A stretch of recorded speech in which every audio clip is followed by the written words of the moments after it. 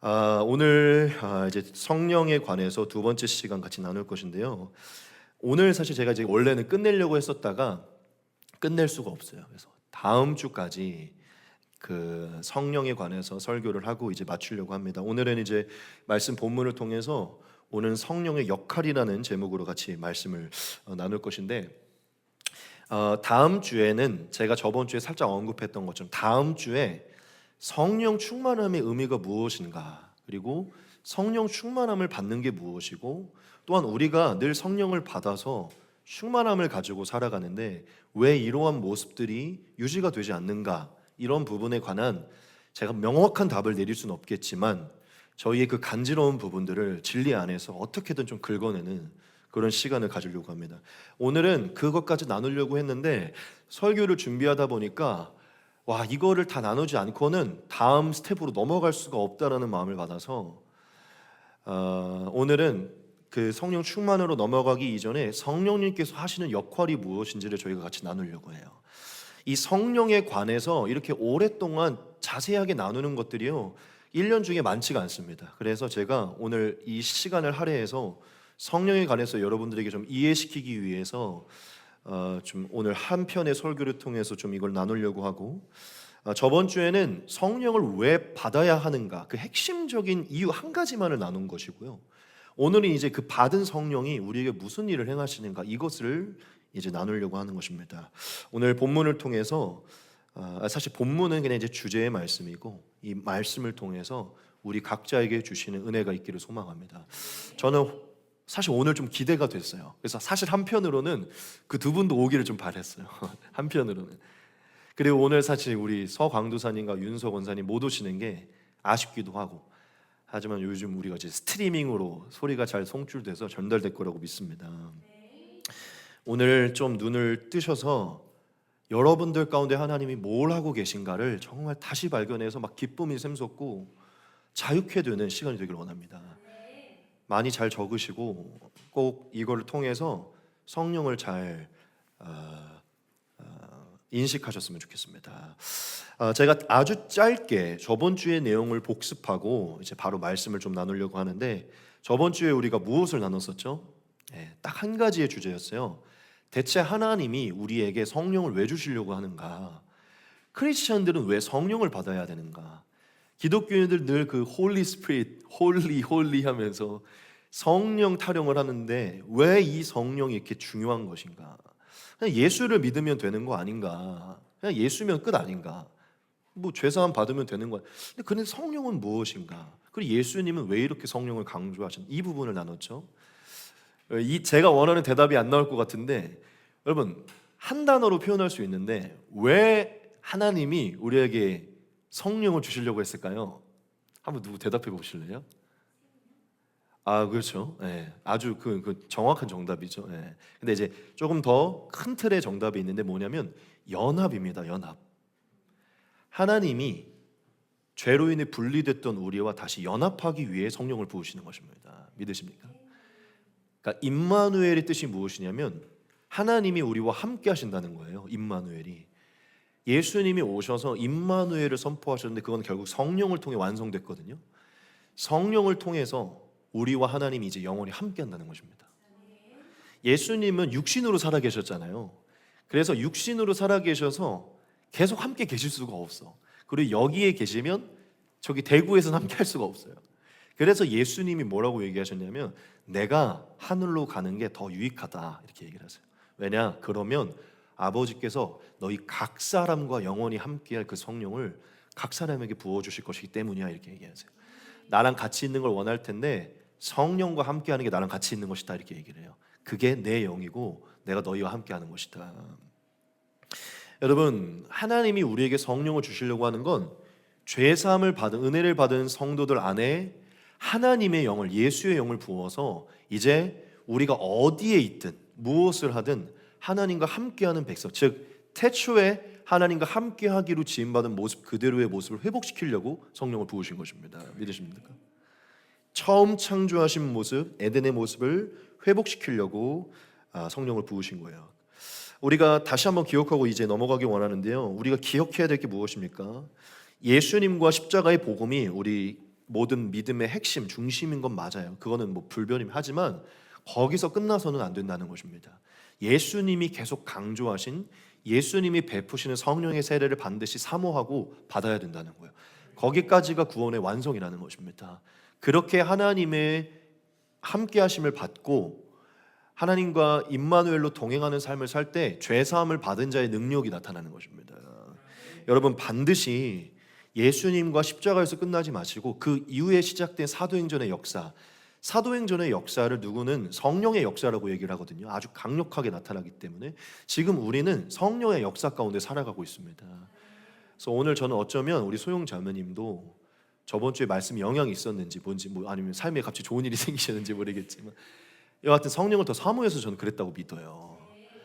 여러분 우리가 이 예배 가운데 하나님 운행하시는데 사모하기를 원합니다. 오늘도 하나님 한 주를 시작하기 전에 주님의 영으로 충만함 받기 원합니다. 여러분 성령을 꼭 사모하시기 바랍니다. 저희가 그것을 같이 나눴고요. 이제 오늘은 우리에게 찾아오신 우리 안에 거하신 그 하나님 왜 오셨는가? 오신 건 알겠어요. 함께 하려고 오신 건 알겠는데 단순히 그냥 가만히 계시려고 온 건 아니겠죠. 저희랑 그냥 당연히 하나님 우리와 교제를 친구처럼 교제하시지만 놀려고 온 건 아니잖아요. 그렇죠. 하나님이 분명히 우리 안에 찾아오셔서 하시는 일이 있어요. 그게 사실 우리가 지금 경험하고 있는 일들입니다. 사실 설교자의 역할은 여러분들이 경험하고 있는 거를 문자적으로 이해하게 만드는 거예요. 사실 우리가 다 지금 경험하고 있거든요. 제가 오늘 여러분들에게 이 설교를 통해서 하나님이 지금 내 안에서 어떤 일을 먼저 행하셨고 지금 행하시는지를 말씀드릴 겁니다.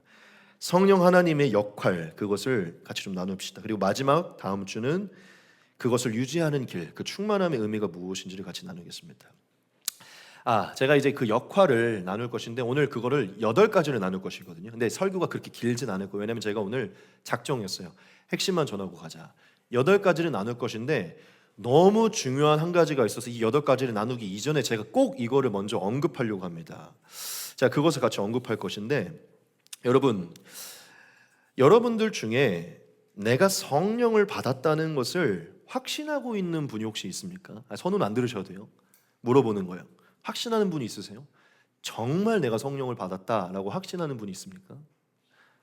제가 이 말씀을 왜 드리냐면 사실 거의 대다수 제가 느끼기에 한 90% 이상은요 내가 진짜 성령을 받았다는 것은 그냥 어떤 특정한 날짜와 순간을 정해서 기억하는 사람이요 그렇게 많지 않아요. 그리고 사실은 어떤 유명한 목사님이든 능력 있는 목사님들이 그 성령에 관한 얘기할 때 나는 성령을 받은 게 맞나? 라는 의구심을 오랜 시간 신앙을 가져도 갖는 분들이 있어요. 왜냐하면 그 성령을 받는다는 것을 어떠한 극적인 체험과 어떠한 극적인 경험, 어떤 감정, 어떤 그런 격양된 무엇을 통해서 이해하고 있기 때문에 내가 신앙생활 할 때는 모태신앙인 분들도 있고요. 나는 그냥 꾸준하게 걸어와서 그런 체험이 없는데 그러면 나는 성령을 못 받은 건가라는 생각을 가진 사람들이 있어요. 제가 이제 나중에 거듭나서 돌아왔을 때도 그런 얘기로 저한테 상담했던 사람들도 많이 있어요. 왜냐하면 제가 이제 성령의 중요성을 얘기를 하니까 여러분들 중에도 아마 그런 분들이 있을 것입니다. 오랫동안 신앙생활을 했지만 어떤 극적인 체험, 한마디로 말하면 오순절 다락방에는 성령이 임하면 막 불이 떨어지고 불의 혀가 보이고 막 이러니까 성령이 임하면 저러는 거구나, 저럴 때 성령이 임하는 거구나. 그리고 방언이 터지고 그리고 요즘 유튜브가 너무 좀 질서가 없어서 그렇긴 하지만 막 좀 자극적인 유튜브 보면은 막 성령의 불떨이 막 다 쓰러지고 막 벌벌 떨고 막 진동이 일어나고 막 이런 걸 보면서 저래야만 성령을 받는구나라고 생각하는 사람들이 많기 때문에 나는 저런 게 없었는데 왜 나는 하나님을 믿는 것 같은데 그럼 뭐지? 이런 생각으로 오랜 시간 의구심에 사시는 분들이 많아요. 그래서 이런 설교를 들을 때마다 좀 부대끼는 분들이 있다는 것이죠. 아마 여러분들 중에도 솔직하게 못 말하겠지만 풀리지 않는 궁금증으로 이런 생각을 갖고 있는 분이 있을 수 있어요. 내가 성령을 받은 게 맞나? 지금 오늘도 목사님이 구원의 완성이 성령이라고 그랬는데 내가 받은 게 맞나? 나 구원받은 게 맞나? 나 하나님을 믿고 있고 오랫동안 교회를 다니는 이런 분들이 있어요. 제가 오늘 그러한 분들의 이 생각을 완전히 전환시켜드리고 어떠한 부분에서 위로를 드리고 평안을 드리려고 제가 이 말씀을 먼저 드리려고 하는 겁니다. 여러분, 제가 여러분들에게 정말 하나님의 마음으로 진리의 기준 안에서 말씀드리는 거는 당연히 이것부터 강조해요. 하나님은 직접적인 어떤 체험과 경험을 통해서 성령을 주실 수 있는 분이에요. 그러니까 성령을 주실 때 정말 인간이 두 눈으로 목격할 만큼 엄청난 능력으로 성령을 주실 수 있는 분이에요. 그렇죠? 하나님이 하시고자 하면 그럴 수 있어요. 오순절 다락방에서 임했던 그 성령의 역사를 오늘도 그대로 하실 수 있어요. 근데 여러분, 오늘날 불의 혀가 보이는 거 보이십니까? 보이세요? 성령의 불이 떨어지는 그 불을 본 적이 있으십니까? 그러니까 오순절 다락방과 같은 막 급하고 강한 바람을 느껴보신 적이 있어요? 엄청 부흥하는 교회에서라도 막 성령의 강력한 역사가 있다는 교회에서 혹시 그런 거 본 적 있으십니까? 거의 없어요. 왜 그럴까요? 제가 여러분들에게 말씀드리려고 하는 건, 여러분, 오순절 다락방에 즉 사도행전에 나타난 성령의 역사는요, 굉장히 특별한 순간입니다. 특별한 순간. 하나님이 그때 시각적인 것과 경험적인 것과 이 엄청난 정말 폭탄 같은 역사로 성령을 부어주신 것은요, 그날 이제 하나님이 약속하신 성령의 때가 이제 시작됐다는 것을 온 세계 공포한 시간이 바로 그 오순절 다락방 시간이에요. 그러니까 하나님이 그러한 역사를 모두에게 주시겠다고 그렇게 표현하신 게 아니라 하나님의 성령의 첫 열매가 이제 사도들을 통해서 시작됐다는 것을 보인 게 오순절 다락방의 역사입니다. 제가 여러분들에게 뭘 말씀드리려고 하냐면, 성령의 역사를 너무 경험적이거나 체험적인 거로 이해해서는 안 된다는 거예요. 그 오순절 다락방 사건 이후에 이제 복음이 편만하게 전파되면서 성령이 보편적으로 역사하실 때, 지금 하나님이 보편적으로 성령의 역사를 하시는 것은요, 그런 눈에 보이는 직접적으로 느끼는 체험과 이런 감정의 경향으로 성령의 역사를 하시지 않습니다. 다시 한번 강조하지만 하시고자 하면 하세요. 또한 지금도 그런 역사가 일어날 거예요. 어디선가는. 특별히 그러한 역사가 필요한 자들에게는 하나님 부으실 겁니다. 그건 불변이에요. 하지만 제가 확신합니다. 한 90% 이상 하나님이 하시는 보편적인 성령의 역사는요, 그렇게 역사하지 않아요. 그러면 어떻게 역사? 제가 오늘 그거를 좀 풀어드리려고 하는데, 여러분, 제가 성령을 받았다는 것을 제가 확신하고 있잖아요. 저는 확신해요. 그런데 제가 이걸 왜 확신하냐면, 저는 제가 그 수련회 때 회개했던 날 성령의 불이 떨어지지 않았어요. 제 몸에 무슨 진동이 느껴지지도 않았어요. 저는 성령이 찾아온지도 몰랐어요. 어떠한 감정의 변화도 없었고 어떠한 느낌도 없었어요. 그러고 나서 그 수련회를 받고 난 다음 날 그냥 제 안에 조금씩 어떤 내면의 변화가 일어났었는데, 깊은 평안이 찾아왔었고, 예수님의 말씀에 보면 세상에 알지 못하는 평안이 있다고 하는데, 그게 그 다음 날부터 제 안에 찾아오긴 했었어요. 그런 어떤 제 안에 내면의 평화가 몸으로 느끼는 게 아니라 제 내면의 영혼의 평안이 찾아왔다는 것이죠. 그리고 그 다음부터 삶을 바라보는 어떤 그 시선이 변화됨을 제가 제 내면에서 느끼기 시작했어요. 근데 그때까지만 해도 제가 성령을 받은지는 몰랐어요. 근데 제가 언제 제가 성령을 받았는지를 알았냐면, 성경을 보기 시작했고 신약을 보기 시작했는데, 신약에 분명하게 하나님이 이렇게 말씀했더라고. 뭐냐면, 너가 회개를 하면 너희 안에 성령이 임할 것이다. 회개하면 천국이 임할 것인데 그 천국이 성령을 통해 임할 것이라고 예수님이 말씀하셨더라고요. 근데 회개가 무엇인지를 봤더니 하나님을 인정하고 하나님께 돌아가 죄를 고백하는 거더라고요. 그리고 하나님이 성령이 임하면 그 안에 평안이 임할 거라고 써놓으셨어요. 그리고 성령이 임하면 모든 것이 새로워질 거라고 성령이 써놓으셨더라고요. 제가 2월 22일 날 성령을 받은 것을 어떻게 알게 됐냐면, 그날 깨달은 게 아니라 이후에 좀 시간이 지나고 성경을 봤는데, 내가 그날 인생에서 처음으로 그 수련회 가운데 하나님을 전심으로 찾고 회개를 했었는데, 그날 하나님이 그 회개 가운데 내게 성령을 부으셨구나. 그래서 내가 그 다음 날부터 내 내면에 변화가 일어났었던 거라는 걸 성경을 통해 알게 된 거예요. 성경을 보니까 성령을 받은 자들 안에 내면에 어떤 변화가 있을지를 말씀해 놨더라고요. 그래서 저는 그날 제가 처음으로 회개를 했던 날이기 때문에 그날 하나님이 다녀갔다는 것을 제가 짐작하는 것뿐입니다. 그날 안 다녀갔을 수도 있어요. 아니면 그 전에 다녀갔을 수도 있어요. 그런데 저는 그 날을 제 삶의 기준으로 잡고, 왜냐하면 정말 그 다음 날부터 제 안에 평안이 찾아왔었거든요. 제가 성령의 확신을 하는 건 어떤 직접적인 경험이 있어서가 아니에요. 제가 조심스럽게 계속 강조하지만 그런 체험이 있는 분들 정말 저는 축복해요. 그런 분들은 되게 특별한 것이고 하나님이 정말 강력하게 역사한 분들입니다. 하나님은 그렇게 하시고 지금도 하시고 하실 수 있지만 제가 말하는 건 보편적인 역사를 말하는 거예요. 제가 이거를 말씀으로 한 번만 다시 여러분들에게 설득을 드리고, 이게 제 얘기가 아니라 예수님의 말씀임을 말씀해 드릴 것인데, 여러분, 예수님이 성령에 관해서 비유를 드시면서 말씀을 하시고 앞으로 신약 시대의 성령으로 거듭날 사람들이 어떻게 거듭날 것을요, 이 한 구절로 말씀하신 그 비유가 있어요. 요한복음 3장에 같이 한번 보겠습니다. 바람이 임의로 불매 네가 그 소리는 들어도 어디서 와서 어디로 가는지 알지 못하나니 성령으로 난 사람도 다 그러하니라, 이렇게 말씀하세요. 예수님이 성령을 바람으로 비유를 하셨고 성령으로 거듭난 사람들은 바람을 맞이하는 것과 같다라고 표현을 하셨어요. 제가 이걸 정말 잘 풀어드릴 테니 오늘 제발 이거를 잘 이해하시고 성령을 잘 이해하십시오. 여러분, 하나님의 숨, 바람이 성령이에요. 성령, 하나님이 오가시는 것은요, 숨, 공기, 바람과 같은 역사입니다. 여러분, 바람을 눈으로 보신 적이 있으십니까? 없어요. 하나만 더 물어볼게요. 바람이 존재하는 건 우리가 느끼죠. 그렇죠? 바람이 존재하는 건 느껴요. 그런데 어디서 시작됐는지 아시는 분 있으세요? 바람이 어디서 시작됐는지, 지금 여기서 스치는 바람이 동에서 서에서 어디서 시작됐는지 그 출처, 그 근원을 아시는 분이 있습니까? 없어요. 예수님이 말하죠. 바람이 임의로 분다. 어디서 가서 어디로 가는지 모를 만큼 임의로 막 운행한다는 거예요. 바람이. 너희가 바람의 시작과 그 끝을 알지 못하노라. 하지만 너희가 무엇을 아느냐? 바람이 있는 걸 아노라, 이렇게 얘기를 하세요.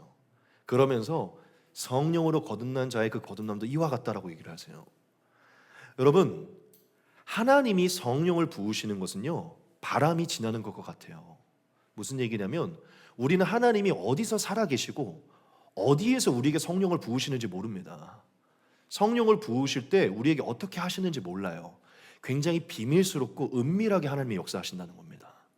그런데 성령을 받은 사람들은요, 성령을 받은 이후에 마치 바람이 어디서부터 와서 언제 왔고 언제 나를 지났는지 정확하게 알지 못하지만 이 바람, 공기가 있는 걸 알듯이 성령을 받은 사람들은요, 하나님이 내 안에 찾아오셨고 함께 하신다는 것을 점점 알게 돼요.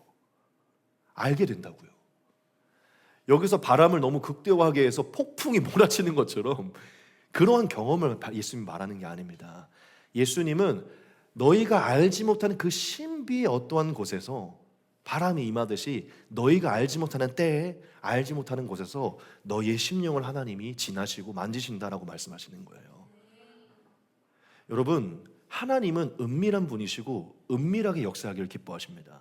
우리에게 선물을 주기를 원하세요. 하나님은 우리에게 조종당하기를 원치 않습니다.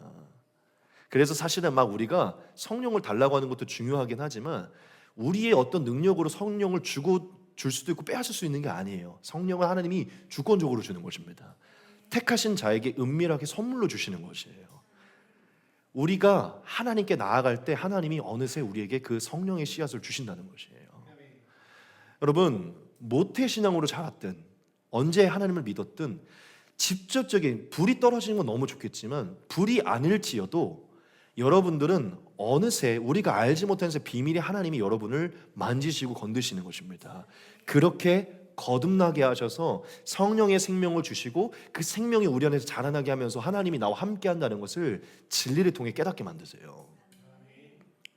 여러분, 너무 이게 좀 조심스러운 얘기지만 저는 열려있는 사람이고 가능하다면 오늘날에도 성경에 기록된 모든 성령의 역사가 나타나기를 원해요. 그리고 너무 바라는 건 저에게도 그런 성령의 능력이 나타나기를 너무 원해요. 막 귀신 내쫓고 병 치유되고 다 쓰러뜨리고 저도 한번 해보고 싶어요. 그런 거 너무 원해요. 그렇게 되면 얼마나 많은 사람들이 효과적으로 하나님을 느끼면서 와, 이 하나님 느낌이 얼마나 오겠습니까? 근데 여러분, 하나님은 그렇게 하실 수 있는 분이시고 또한 그렇게 행하고 계시겠죠. 지금도 어디선가는.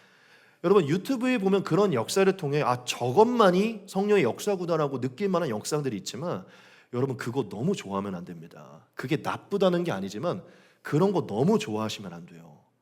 여러분, 하나님은 눈에 보이는 효과를 통해서 하나님을 믿기를 원하는 분이 아니에요. 우리의 심령에 찾아오시는 그 은밀한 성령의 역사와 우리의 심령에 새겨진 진리의 말씀, 그 믿음으로 하나님께 나아가기를 원하는 것입니다. 여러분, 병 고침 안 받고 몸 떨리는 현상 없으면 합니다. 하나님 안 믿으실래요? 평생 아무런 체험이 없으면 여러분 하나님 안 믿으실래요? 여러분, 그런 걸로 하나님을 믿고 안 믿고로 떠나셔는 안 돼요. 그러한 것으로 성령이 있고 없고로 따져서는 안 된다는 거예요. 왜냐? 예수님이 말씀하시기로 성령은 바람과 같다고 말씀했어요. 은밀하게 우리를 지나셔서 그 존재는 우리가 깨닫지만 언제 어디서 우리에게 왔다 갔는지 우리가 모른다는 것입니다. 하나님은 우리가 은밀하게 하나님을 만나서 나중에 하나님이 나를 지나셨구나, 하나님이 내 안에 씨앗을 심은 이거를 깨닫고 기뻐하길 원하시는 거예요. 여러분, 지금 여러분들 안에 저는 하나님이 이미 거하셨고 지나셨음을 믿습니다. 여러분, 하나님이 그 근원은 알지만 어느새 들어온 사람들이 특징이 나타나요. 그게 뭐냐면 그 안에 씨앗이 심겨졌기 때문에 그 생명이 자라나기 시작합니다. 신기하게 변화가 일어나기 시작해요. 요즘 현수 성도님이 요즘 이상하다 그러잖아요. 딱 맞아요. 뭐 체험한 것도 아니고 뭘 한 건 아닌데 이상하게 바뀌어요. 왜냐하면 성령이 그 심령을 건들고 있기 때문이에요. 들어왔기 때문이에요. 씨앗이 땅에 심겨지면요 자라나는 게 보이지가 않아요, 눈에. 그런데 자고 일어나면요 언제 모르는 새이 자라나고 있어요. 그것과 같아요. 내 안에 씨앗이 심겨졌는지 난 잘 모르는데 내가 생활하는 내내 여기서 이게 변화가 일어나고 있어요. 여러분, 하나님이 오늘날 엄청난 역사로 역사할 수 있지만 보편적으로 하나님이 하시는 역사는 은밀하고 비밀하게 행하는 역사임을 기억하시기 바랍니다. 왜 하나님이 그렇게 역사하지 않을까요? 제가 아까 말한 부분 때문이에요. 만약 성령의 불이 직접적으로 보이고 직접적으로 떨림을 통해서만 성령의 충만함을 하나님 주기 원했다면 우리는요 그게 없으면 하나님 못 믿어요. 맨날 떨림을 달라고 그럴 거예요. 떨림 없으면 오늘 임재가 없다. 오늘 불을 못 보면 임재가 없다. 하나님은 보이는 것과 느껴지는 걸로 하나님께 나오기를 원하지 않습니다. 하나님은 지혜로운 분이세요. 믿으십니까? 믿음으로 하나님께 나아가는 것이에요. 여러분, 믿음과 말씀 이외에 너무나 많은 현상으로 하나님을 쫓으려고 하지 마십시오. 감정과 상태로 하나님을 믿으려고 하지 말라는 거예요. 성령은 감정과 상태를 만드는 게 아니라 진리의 말씀으로 믿음으로 우리를 인도하는 것입니다. 마지막 이 비유만을 말씀드리고 마칠게요. 이게 말씀을 준비하는데 하나님이 정말 지혜로운 비유를 떠올리게 하는 거예요. 하나님이 우리 안에 생명의 씨앗을 심는 그 비유, 하나님이 이 비유를 떠올리게 했는데 진짜 이건 전 성령의 비유라고 믿습니다.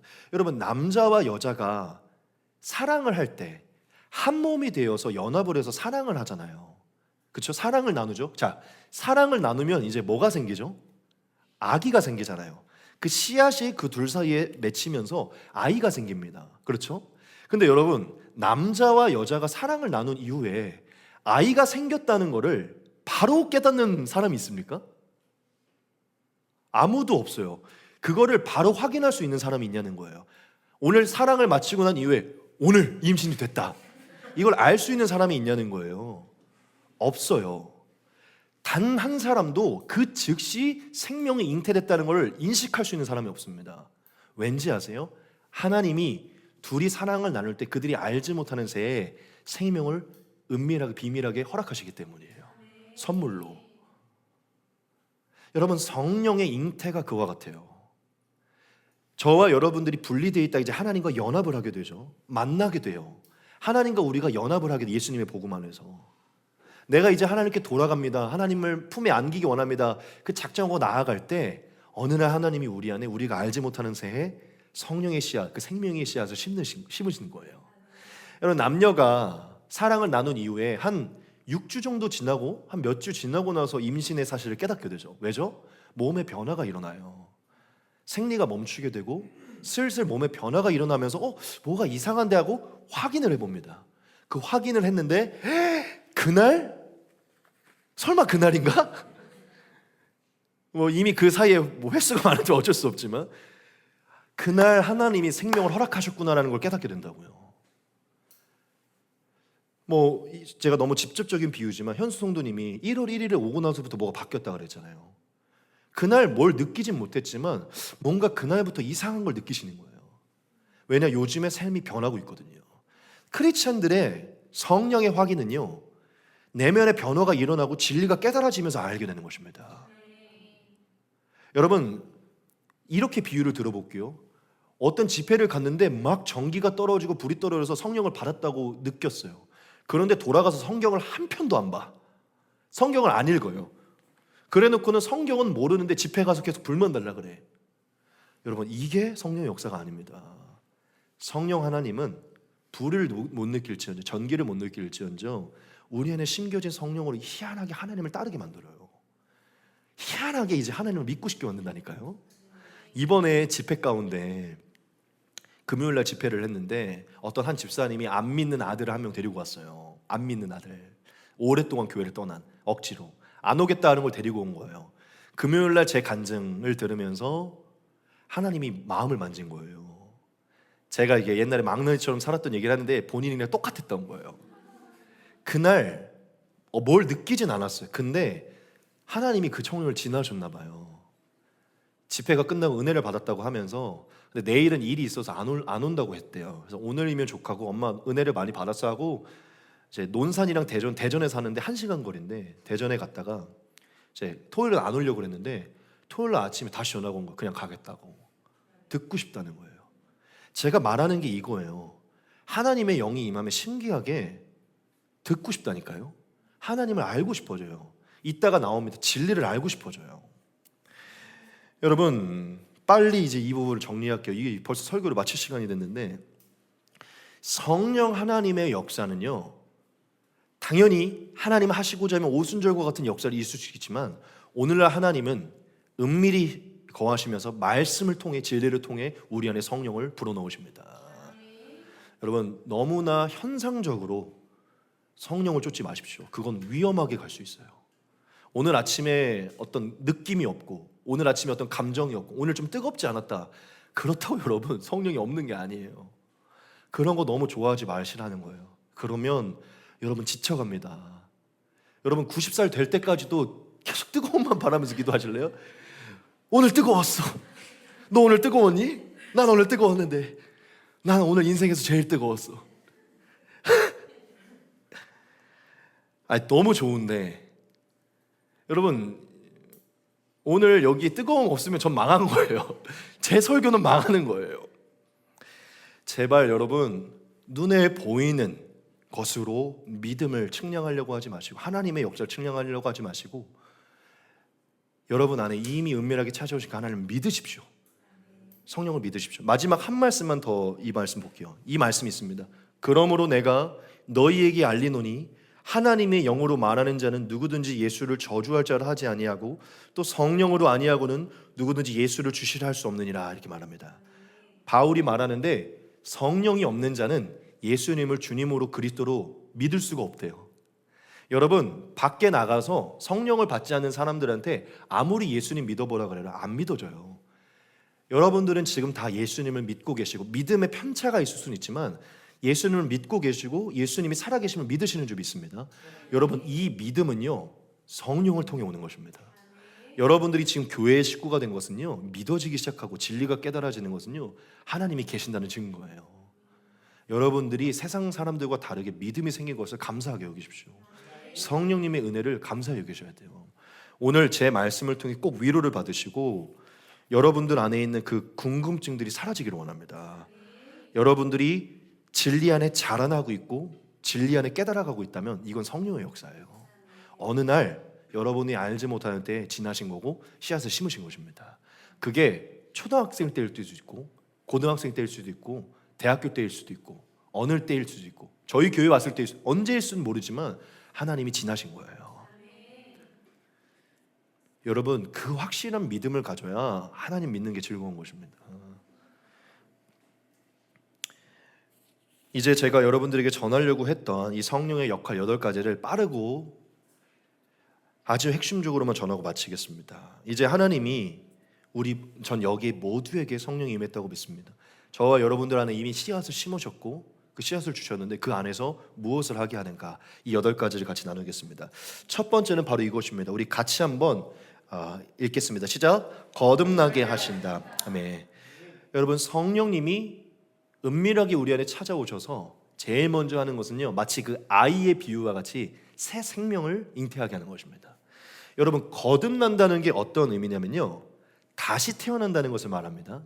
이게 거듭난다는 단어를 우리가 많이 잘 안 쓰기 때문에 요즘에 현대 사람들은 좀 잘 모르지만 다시 태어난다는 것을 말해요. 즉 성령께서 우리 안에 찾아오셔서 우리를 다시 태어나게 한다는 거예요. 여러분, 예수님이 성령에 관해 말씀하실 때 성령은 이와 같은 분이다라고 이렇게 말씀을 해서 같이 한번 보겠습니다. 예수께서 대답하여 이르시되 진실로 진실로 내게 이르노니 사람이 거듭나지 아니하면 하나님의 나라를 볼 수 없느니라. 니고데모가 이르되 사람이 늙으면 어떻게 날 수 있사옵나이까? 두 번째 모태에 들어갔다가 날 수 있사옵나이까? 예수께서 대답하시되 진실로 진실로 내게 이르노니 사람이 물과 성령으로 나지 아니하면 하나님의 나라에 들어갈 수 없느니라. 육으로 난 것은 육이요 영으로 난 것은 영이니 내가 내게 거듭나야 하겠다는 말을 놀랍게 여기지 말라. 바람이 임의로 불매 네가 그 손에는 들어도 어디서 와서 어디로 가는지 알지 못하나니 성령으로 난 사람도 다 그러하니라. 예수님이 한 세 번 강조하셨죠. 거듭나지 않으면 하나님의 나라를 볼 수 없다는 거예요. 즉 이 하나님이 만들어가는 이 천국의 세상들, 이 세상에 임한 하나님의 나라를 볼 수 없다는, 이해할 수 없다는 것이죠. 그리고 성령으로 나지 아니하면, 이 거듭나지 아니하면 또한 이 천국에 들어가 살 수 없다는 것이에요. 하나만 더 보면 거듭나야 했다는 그 말들을 놀랍게 여기지 말라고 예수님이 말씀하십니다. 무슨 얘기냐면 반드시 성령으로 거듭나야 된다는 거예요. 근데 거듭난다는 건 다시 태어난다는 건데, 즉 성령으로 다시 태어나야만 천국을 볼 수 있고 들어갈 수 있다는 거예요. 여러분, 근데 6절의 말씀이 아주 키의 말씀이 있는데 예수님이 말씀하시죠. 니고데모야, 육으로 난 것은 육이고 영으로 난 것은 영이다 라고 말씀하세요.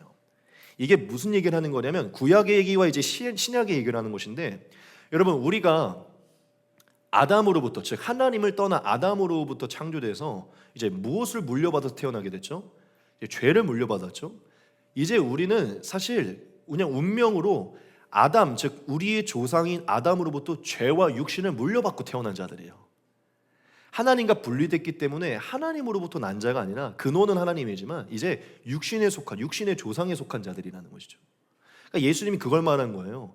예수님을 믿기 이전에 우리는 우리의 육신의 아버지, 또 그것을 올라가면 아담의 죄와 육신으로부터 나서 그 안에 속한 자들이다라고 얘기를 하는 것이에요.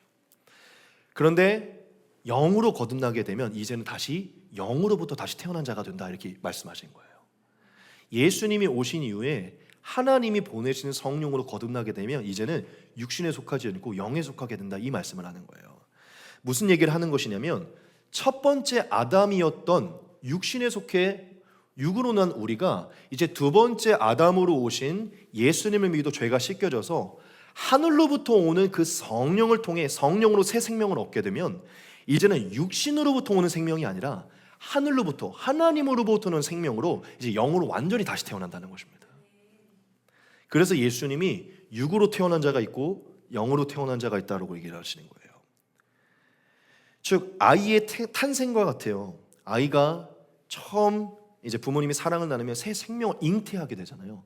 성령님이 우리 안에 들어오시는 순간 하시는 게 우리가 완전히 다시 태어나게 만드는 것입니다. 죄와 육신에 살고 있던 삶이 아니라 이제는 하나님 아버지로부터 다시 태어나는 존재, 즉 영으로 살고 의로움과 선으로 사는 삶으로 완전히 다시 바꿔주신다는 것이에요. 즉 저와 여러분 안에 새 생명을 주셔서 모든 것을 새롭게 인식하고 다시 살아갈 수 있는 생명을 시작하신다는 겁니다. 여러분, 이것은 나이와 어떤 것도 상관없어요. 50살에 하나님을 만나든 10대에 하나님을 만나든 70세에 하나님을 만나든 그 순간에 새 생명이 태어나는 것이에요. 그래서 너무 신기한 게 뭐냐면요, 성령을 받아서 점점 하나님을 깨달아가는 사람들은요 똑같은 얘기를 해요. 세상이 새롭다는 거예요. 여러분, 어린 아이가 뱃속에서 나와서 세상을 처음 보면요 모든 걸 처음 보기 때문에 모든 게 새로워요. 그렇죠?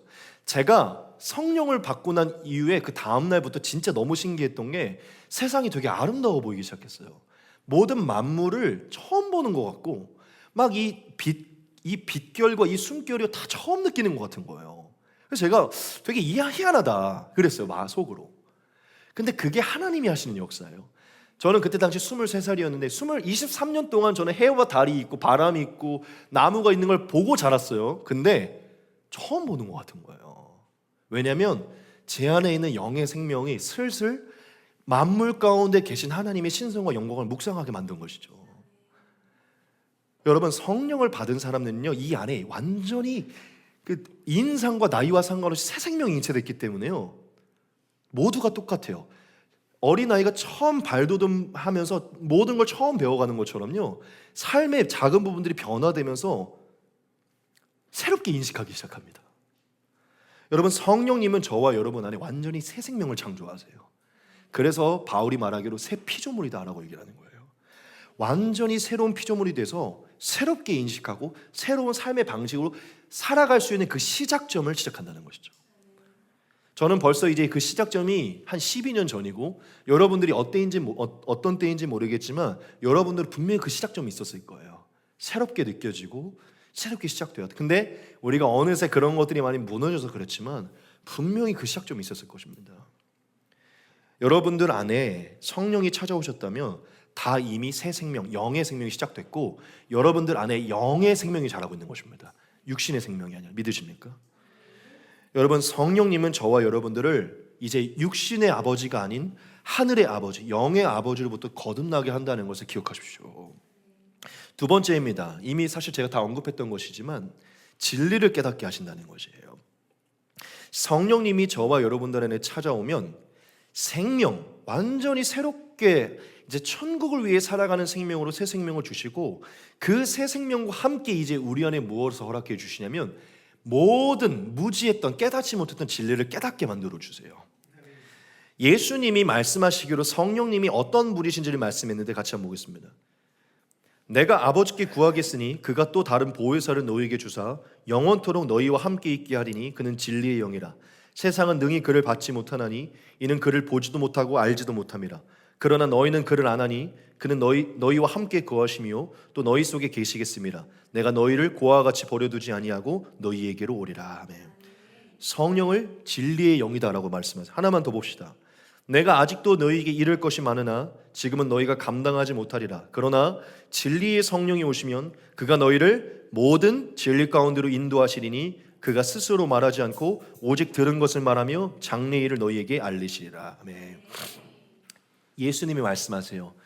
이 성령은 하나님이신데 하나님은 모든 진리를 알고 계신 분이야. 그 진리의 성령이 너희 안에 찾아오면 너희가 깨닫지 못했던 진리를 점점 깨닫게 하시고 가르치시고 생각나게 하시고 세상에 주어져 있던 모든 진리 가운데로 인도해 주실 거야 라고 얘기를 하세요. 여러분 다 그런 경험 있으시죠? 지금도 진행 중인 거예요. 지금도 저를 통해 진리를 듣고 계신 건데 이게 이해가 되기 시작하시잖아요. 우리 현수는 얼마부터 말씀이 들리기 시작한다고 하셨잖아요. 이거는 성령의 역사입니다. 진짜 안 들려요, 여러분.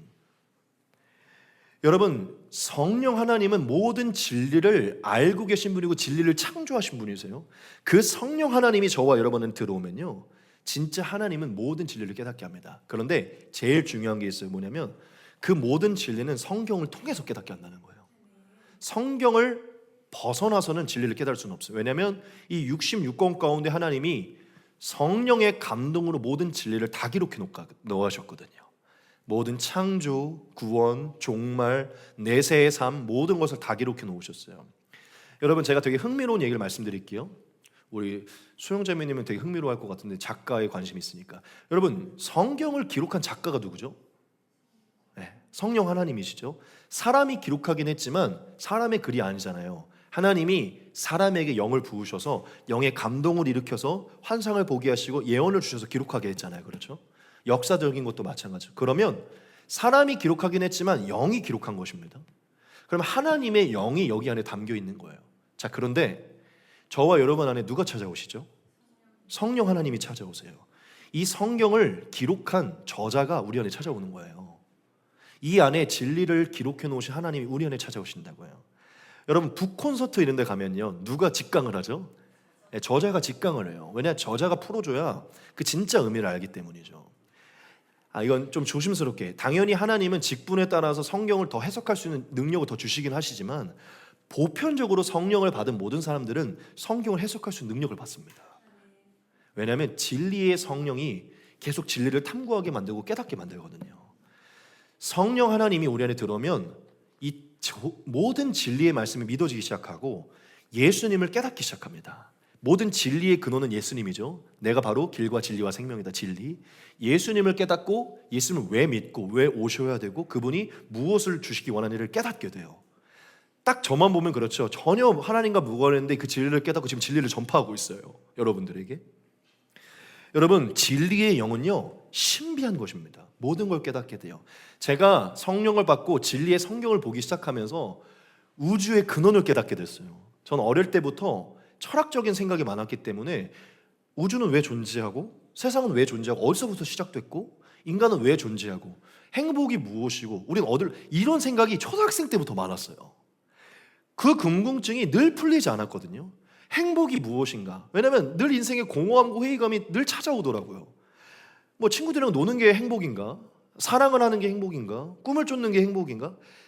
그러니까 진리를 모르니까 제 안에 늘 공허함이 있는. 그러니까 순간순간마다 그 공허함을 채울 뭐 여자친구를 만나고 술을 찾고 뭐 운동을 하고 게임을 찾고 근데 늘 제자리인 거예요. 와, 근데 제가 성령을 받고 진리의 성령을 받는데 와, 영원하신 하나님이 살아계셨고 그분이 나를 영원한 존재로 창조하셨고 내가 왜 이렇게 삶이 공허하고 늘 죄에 시달리고 이렇게 간사했는지가 깨달아졌고 어떻게 여기서 벗어날 수 있고 난 무엇을 위해 창조됐고 누구를 위해 창조됐고 앞으로 어디로 가며 무엇이 있어 이걸 다 깨닫게 된 거예요. 성경을 통해서.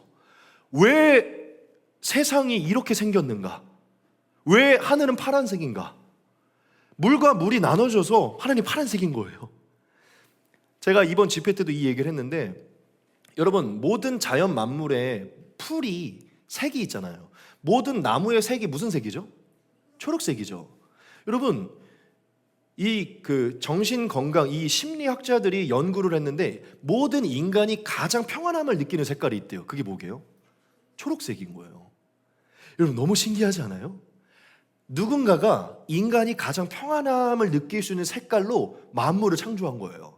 저 초록색은 그냥 생긴 게 아니라 누가 선택을 했다는 거예요. 제가 오늘 분홍색 넥타이를 선택했어요. 창조주가 이 우주를 계획을 하고 디자인한 겁니다. 사람에게 평안을 주시려고 안식을 주시려고 만물의 가운데 여러분 우리가 꽃들을 보고 나비를 보고 얼마나 아름다워 평안함을 느끼죠. 누군가가 이거를 창조한 거예요. 우리를 사랑하시는 하나님이 만드신 이 인간이 자연을 보면서 평안을 느끼도록 이 색상들, 동물들을 다 창조한 거예요. 이 과일들의 상큼함, 이 향기를 다 창조했다는 거예요. 제가 성경을 보고 그게 깨달아진 거예요. 와, 왜 남자와 여자 두 부류만 있는지, 왜 제3의 존재는 없는지 진리가 깨달아지면서 막 하늘을 나는 것처럼 살았어요. 친구들한테 찾아가서 하나님이 있다, 마지막 심판이 있다, 우리 영생할 수 있다, 예수님 다시 오신다, 막 진리가 깨달으니까 너무 신나가지고 얘기를 한 거예요. 길어지지만 이 얘기까지 하겠습니다. 오늘 그냥 1시까지 하는 걸로 일단 하고, 여러분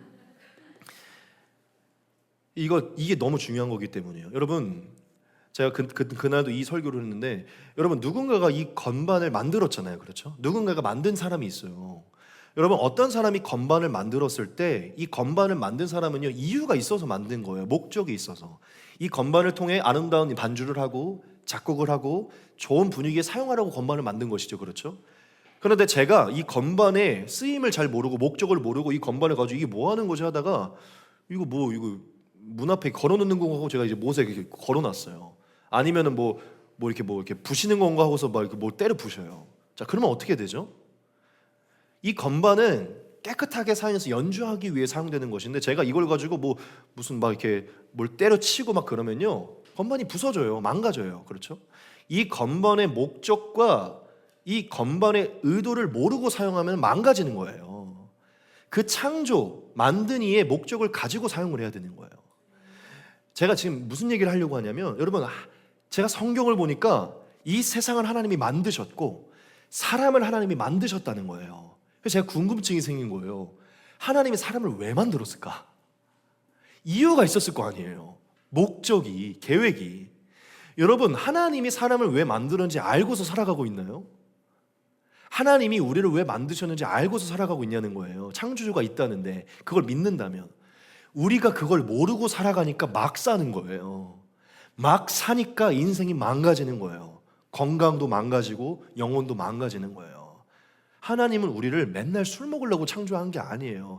마음에 드는 여자를 다 성관계 맺으라고 창조한 게 아니에요. 야식 먹으라고 창조한 게 아니에요. 유튜브 보라고 창조한 게 아니라는 거예요. 우리를 원래 창조한 목적이 있어요. 왜 이 세상이 이렇게 깨집니까? 그 목적을 모르기 때문이에요. 성경에는 하나님이 인간을 만들었다고 써놨고 인간이 어떻게 살아야 되는지를 하나님이 기록해 놓았어요. 어떻게 살아갈 때 가장 인간답고 행복하고 기쁜지를 기록해 놨다고요. 우리가 그 진리를 모르고 그냥 무지한 상태로 살다 보니까요, 다 망가지는 거예요. 가정도 삶도 우리의 모든 게 망가져서 결국 대체 인생이 무엇인가 이 궁금증 하나로 죽음을 맞이하는 것입니다. 근데 우리는 복음을 통해서 성경을 통해서 진리를 깨닫게 된 거예요. 제 인생이 굉장히 망가져 있었어요. 저 인생이 망가져서 건강도 굉장히 안 좋아지고 맨날 술 먹고 지내고 맨날 음란하게 지내고 문란하게 지내고 그러다가 하나님을 만나서 제 인생이 왜 망가졌는지를 깨닫고 제 인생이 변화되기 시작합니다. 진리를 깨닫고. 여러분 그거는 나중에 나눌게요. 한마디만 드릴게요. 인간이 왜 창조됐냐면 예수님과 같이 살기 위해 창조된 것입니다. 하나님과 닮은, 즉 사랑을 하고 사랑을 주고받는 사람으로 창조된 거예요. 예수님처럼 살 때 가장 행복한 존재로 창조됐다는 것이죠. 그걸 깨닫고 나니까 예수님을 따라 영원한 가치를 위해 살아야겠다라고 살면서 제 마음에 행복함이 일어나기 시작하더라고요. 여러분, 성령은 진리의 영입니다. 저와 여러분들에게 진리를 가르쳐 주세요. 근데 반드시 성경을 통해서 가르쳐 주십니다. 여러분, 성경을 가까이 하시면서 우주가 왜 존재하고 내가 왜 존재하고 세상이 마지막 종말이 어떻게 되고 성경에 다 써있죠. 진리가 무엇이죠? 마지막 날 심판이 있다는 거예요. 우리 크리스찬들은 결산을 받을 것이고 안 믿는 사람들은 지옥에 떨어진다는 거예요. 그게 진리예요. 여러분, 진리. 믿든 안 믿든 그 말씀대로 이루어질 것입니다. 여러분, 마지막 진리를 안다면 그 마지막을 안다면 오늘 어떻게 살아야 될지를 알잖아요. 우리가 성령님은 이 모든 것을 깨닫게 하신다는 거예요. 믿으십니까? 저와 여러분 이미 진리를 깨닫고 있는 줄 믿습니다. 더 성령님을 사모하십시오. 세 번째는 믿음을 주신다는 것입니다. 믿음을 주신다. 뭐 이거는 너무 당연한 얘기일 것 같은데 제가 좀 강조하고 싶은 부분이 있어요. 여러분, 성령을 진실로 받은 사람들 안에는요, 종교인들과 다른 믿음이 있습니다. 제가 그걸 강조하고 싶은 거예요. 종교인들을 말하는 것은요, 그냥 기복적으로 교회만 왔다 갔다 하는 사람이에요. 성령을 받지 않고 그냥 자기 기분 따라 교회를 다니는 사람을 말하는 것입니다. 하지만 기분 따라 종교인으로 신앙생활을 하지 않고 성령을 받아 신앙생활하는 사람들은요, 확실한 믿음을 갖게 돼요. 그 확실한 믿음이 뭐냐면 결국 하나님에 관한 것인데 진리에 관한 것입니다. 그걸 저는 이렇게 풀고 싶어요. 구원받을 만한 확실한 믿음을 갖게 됩니다. 구원받을 만한. 진짜 성령을 받은 사람들은요, 구원에 이를 수 있을 만한 확실한 믿음을 갖게 돼요. 그게 완전히 다릅니다. 저는 이것을 경험적으로 깨달아요. 제가 진짜 성령을 받고 성경을 깨닫고 나서 제 안에 생긴 믿음은요, 저는 어릴 때부터 교회 다녔거든요. 어릴 때부터 종교란에 기독교라고 적었고 힘들 때마다 하나님 믿는다고 말하고 기도했었어요. 그때도 믿음이 있었어요. 막 친구들이랑 어릴 때 싸웠어요. 야, 진짜 신이 누군지 알아? 예수님이야 이러면서 막 불교 믿는 애들은 아니라고 그러면서. 저는 어릴 때부터 확실한 믿음이 있었어요. 만약 하나님이 살아있다면 예수님이라고. 그것도 믿음 아니에요? 근데 여러분, 그 믿음은 저를 구원에 이르게 하지 못했어요. 제가 원할 때 찾는 믿음이었던 것이죠. 진짜 성령을 받은 사람들 안에 있는 믿음은요, 그런 얄팍한 믿음이 아니라 영원한 진리 안에서 구원에 이를 만한 확실한 믿음을 갖게 됩니다. 중간에 힘든 삶으로 교회를 잠깐 뭐 떠날 수도 있고 잠깐 멀어질 수는 있지만 그러한 사람은요, 절대 하나님 못 떠나요. 다시 돌아옵니다. 왜냐하면 하나님이 확실한 믿음을 그 안에 새겼기 때문이에요. 여러분, 베드로 전서에 보면 우리 안에 임한 이 믿음을 베드로가 이렇게 표현합니다. 너희 믿음의 확실함은 불로 연단하여도 없어질 금보다 더 귀하여 예수 그리스도께서 나타나실 때 칭찬과 영광과 존귀를 얻게 할 것이니라. 아멘. 이게 좀 말이 어려운데 이렇게 표현한 거예요. 불로 연단하면은 없어질 그런 금이 아무리 귀해도 결국 없어질 것인데 너희의 믿음은 아무리 사탄이 연단하고 뭘 하여도 없어지지 않는 믿음이다라고 얘기하는 거예요. 성령으로 거듭난 자의 믿음은. 여러분 지금 여기에 다시 돌아온 분들 많이 계시잖아요. 그렇죠?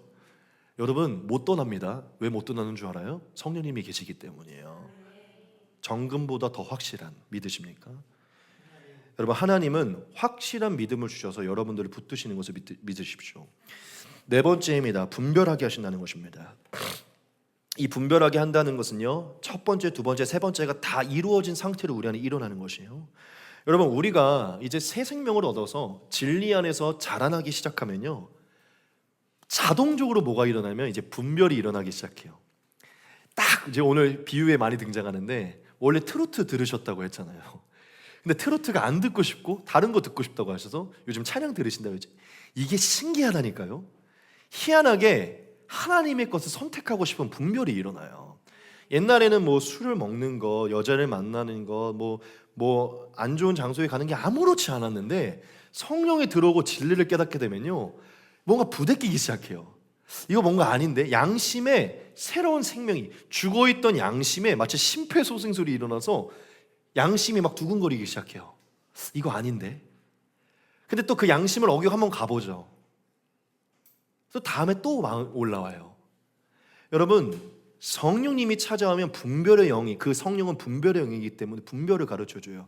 선과 악이 무엇인지, 빛과 어둠이 무엇인지, 죄와 의가 무엇인지, 먹어야 하고 먹지 말아야 할 것, 보아야 하고 보지 말아야 할 것, 가야 할 곳, 가지 말아야 할 곳, 만나야 될 사람, 만나지 말, 이런 것들이 점점 분별이 돼서, 이 분별이 시행착오를 겪으면서, 처음부터 완벽하게 분별하지 못하죠. 시행착오를 겪으면서 근육이 생겨서 나중에는요 굉장히 분별을 확실하게 하는 사람이 됩니다. 그래서 신앙 안에서 분별을 오랫동안 한 지혜자들을 만나면요, 탁탁 길을 알려줘요. 내가 요즘에 이런 생각이 있는데 그거는 이렇게 해보는 게 좋아. 내가 경험해본 바로. 여러분 분별이 일어나면서 판단이 분명해지고 저와 여러분들의 삶에 천국을 살아가는, 빛으로 걸어가는 삶이 많아지기 시작합니다. 저는 현수 성도님이 지금 딱 그 타임이라고 믿어요. 요즘에 아주 분별이 많이 일어나시죠. 진리가 들리기 시작하시면서. 근데 조금 뜨끔하는 얘기지만, 분별이 무뎌지고 있다면 이거는 지금 문제가 있는 것입니다. 분별이 무뎌지는 것을 벗어나셔야 돼요. 여러분 무뎌지는 거는 죄가 무뎌지는 거나 비슷해요. 어릴 때, 여러분 어릴 때 거짓말 하는 거 하나에도 막 벌벌 떠셨죠. 뭐 훔치는 거 하나에도 벌벌 그때는 죄의 반응이 빨라서 어릴 때 막 두근두근한 거예요. 작은 거짓말만. 근데 지금은 엄청 큰 거짓말에도 뭐 없어요. 제가 어릴 적에, 너무 이제 민망한 얘기지만 어릴 때 야동을 처음 본 적이 있어요. 야동을.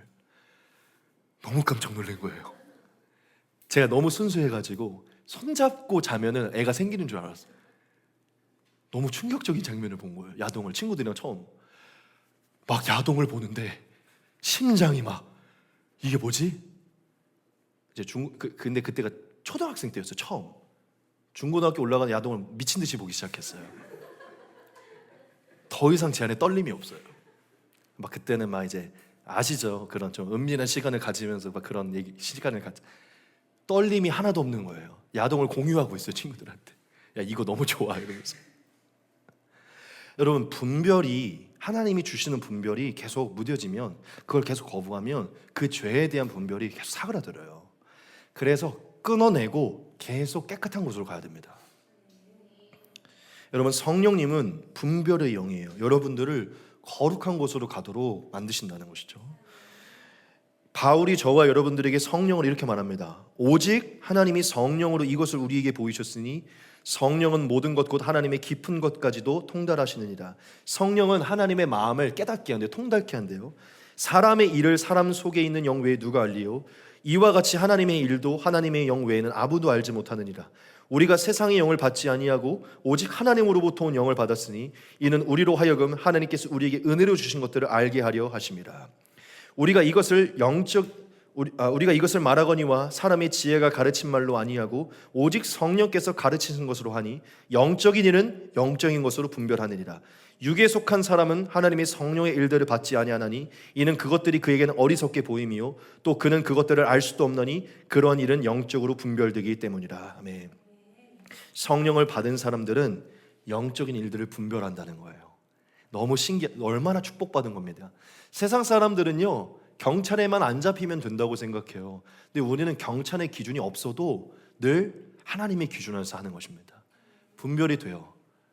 와, 세상이 어떻게 돌아가고 있구나, 뭐가 잘못되어 가고 있구나, 그런 게 분별이 되기 시작한다고요. 세상이, 사람의 상태들이 분별되기 시작해요. 신기하게 여러분, 죄들이 끊어지기 시작하고 좋은 것들을 선택하게 됩니다. 그러한 삶이 지금 여러분들의 삶에 펼쳐지고 있다고 저는 믿어요. 성령의 역사입니다. 여러분, 분별하면서 살아가셔야 됩니다. 성령님은 우리를 계속 말씀하고 있어요. 아니, 그거보다 이게 나아. 늘 신령에서 말씀하고 있다는 것이죠. 우리 결혼을 앞두고 계신 분들 잘 분별해 보십시오. 누구랑 결혼해야 되는지. 5번째입니다. 이게 너무 비슷한 얘기인데 이거는 꼭 말해야 돼요. 변화시킨다는 것이요. 이어지지만 제가 이 포인트를 짚고 싶은 거예요. 여러분, 우리가 분별이 일어나면 자동적으로 삶이 변화되기 시작하죠. 진리를 깨달으니까. 그런데 조금 더 핵심적으로 알아야 될 게 있어요. 여러분, 성령님이 우리 안에 찾아오셔서 행하시는 가장 궁극적인 1번의 목표가 무엇일까요? 궁극적인 목표, 한 단어로 표현할 수 있어요. 조금 기독교적인 단어인데 맞출 수 있는 분? 정답, 할렐루야. 성화예요, 성화. 성령님은 사실 우리와 교제하려고 오셨지만 놀려고 온 게 아니라 우리를 성화시키려고 온 것입니다. 성화라는 것은요, 쉽게 말하면 거룩하게 만드는 것인데, 거룩하게 바꾸는 것, 더 쉽게 말하면 예수님처럼 만든다는 것입니다. 우리의 주님 대신. 여러분, 성령님이 제일 신경 쓰는 일, 우리 안에서 지금 제일 행하고 있는 일은요, 저와 여러분들의 모든 부분을 예수님처럼 만들어가는 것입니다. 제가 고등학교 때부터 같이 막 술 먹기도 하고 대학교도 같이 입학해서 놀았던 친구를 교회를 개척하고 나서 저희 교회를 한번 데리고 왔었어요. 윤태라고, 사실 저희 교회 성도였는데 요즘 안 나와요. 윤태라는 친구를 데리고 와서 이제 교회 한 1년 정도 다녔는데, 정말 한 10년 정도 지나고 나서 윤태를 만난 거예요. 근데 이놈이 알고 보니까 보험 팔려고 왔었더라고요. 보험 하는데 교회 다니려고 한 게 보험 팔려고 왔더라고요. 보험 싹 가입해 줬더니 나가더라고요. 그래서 우리가 막 뭐라고 했는데 장난이고, 여하튼 예수님 믿으려는 마음도 있었는데, 윤태를 만나는데 윤태가 그러는 거예요, 저한테. 야, 서광아, 난 너를 봤는데 지금 예수님을 본 것 같아. 너가 너무 달라졌어. 그러는 거예요. 너무 달라졌어. 하루는 술을 먹고 전화를 했더라고요, 저한테. 그래서 술 먹고 전화하고 그냥 보고 싶다고 나왔는데, 난 진짜 너가 예수님 같아. 너 만나면 약간 예수님 만나 이러는 거예요. 왜냐면 제가 어떻게 살았는지 아니까 약간. 그리고 예전에 한 친구가 어머니가 돌아가셨는데, 돌아가시기 직전에 수술을 앞두는데, 오래전 세상 친구였어요. 그 고등학교 때부터. 근데 이제 제가 변화된 걸 알고 간간히 만났던 친구인데, 오랫동안 안 만났는데 어머니 수술을 하고 있는데 새벽 4시인가 저한테 전화가 온 거예요. 근데 제가 깼어요. 또 그걸 받았어요. 상환아, 왜? 이랬더니, 야, 엄마가 지금 거의 돌아가시기 직전인데 수술을 해서 가나. 그래? 이랬더니, 야, 너를 안 본 지 오래됐는데 진짜 너밖에 생각이 안 나더라. 이러는 거예요. 왜냐면 제가 변화된 이후에 많이 좋은 얘기들을 많이 해줬거든요. 찾아가서 똑바로 살아라 이러면서. 그 오랜 시간 띄엄띄엄 있었는데도 저밖에 생각이 안 난다는 거예요. 제발 기도 좀 해주라 그러는 거예요. 제가 거기서 뭘 느꼈냐면, 내가 그래도 잘 살아왔구나라는 걸 느끼는 거죠. 얘네가 정말 힘들 때 뭐 할 때 내 안에서 예수님, 하나님을 느끼려고 하는구나. 제가 제일 좋아하는 소리가 예수님 비슷하다, 예수님 같다. 왜냐하면 성령 하나님이 우리 안에서 행하시는 것은요, 예수님처럼 만들어가는 것입니다. 모난 부분을 깎아가시고, 하나님 없이 살았던 부분을 깎아가시고, 심지어 저는 어떤 외모의 잘남을 떠나서 예수님을 잘 믿어지면 그 얼굴에서 예수님의 모습을 전 나아갈 거라고 믿어요. 외모도 달라질 거라고 믿는다는 것이죠. 저는 저와 여러분 모두가 마지막 거의 이제 숨을 거두기 직전에 정말 그 자손들이 볼 때 예수님 같은 얼굴이 우리에게 있었으면 좋겠어요. 그 온화하고 모든 걸 초월하는 모습. 성령님은 저와 여러분들에게 여러 가지를 주시고 여러 가지를 행하시지만 제일 원하시는 것은요, 저와 여러분들을 예수님처럼 만들어 가시는 것입니다. 그래서 우리가 예수님과 닮지 않은 것을 선택할 때 근심하시는 거예요. 마음에서 근심하신다는 것이죠. 여러분, 너무 기독교 안에서 축복 이런 것만을 너무 바라지 마십시오. 성령 하나님은 저와 여러분들 안에서 예수님의 모습이 이루어지기를 제일 원하고 있어요. 하지만 또 예수님이 성령님을 통해 주는 게 있죠. 그게 무엇이냐면 능력을 주신다는 이 말씀을 볼게요. 바울이 말합니다. 평강의 하나님이 친히 너희를 온전히 거룩하게 하시고 또 너희의 온 영과 혼과 몸이 우리 주 예수 그리스도께서 강림하실 때 흠없게 보존되기를 원하노라. 아멘. 이게 성령님이 하시는 겁니다. 우리를 거룩하게 만드시고 영과 혼과 육 모든 것이 거룩해져서 예수님이 오실 때 흠이 하나도 없는 존재들로 만드시는 게 하나님이 하시는 일이라는 것이에요. 여러분, 인생에서 제일 큰 영광은 하나님 닮은 모습을 하는 것입니다. 그게 제일 큰 성공이에요. 뭐 돈 많이 벌고 많은 업적 남기고 많은 인기를 얻으면 뭐합니까? 죽을 때까지도 여전히 육신의 모습 갖고 있으면 그게 무슨 성공이에요. 하지만 죽기 직전에 진짜 하나님 앞에 열심히 다름질해서 하나님 닮은 모습, 하나님 아버지의 자녀의 합당한 모습을 하고 가는 거 최고의 성공인 것입니다.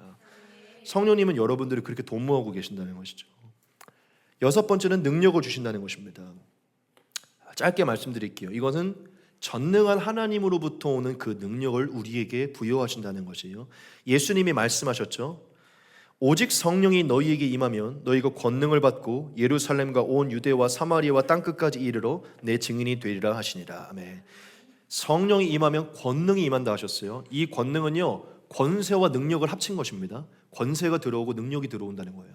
제가 예전에 하나님의 자녀의 권세를 말씀드려 그 권세와 함께 능력도 주어진다는 것이에요.